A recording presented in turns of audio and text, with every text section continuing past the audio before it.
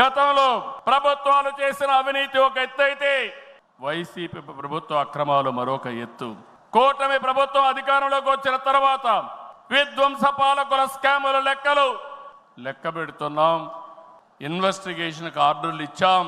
తప్పకుండా ఒకటే చెప్తున్నా, ఎవరు అవినీతి చేసినా కక్కిచ్చే బాధ్యత ఎన్డీఏ ప్రభుత్వం తీసుకుంటామని మీ అందరికీ విజ్ఞప్తి చేస్తున్నా.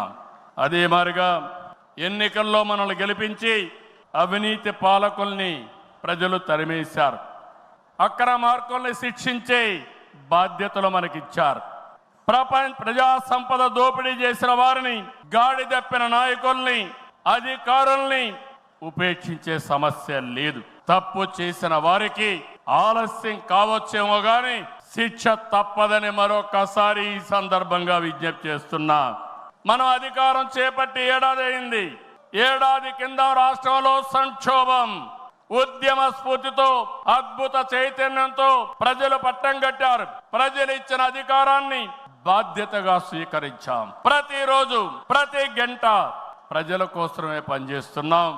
ఒక మంచి ఆలోచనలు మీ అందరితో కలిసి ఈరోజు ఈ కార్యక్రమానికి శ్రీకారం చుట్టాం.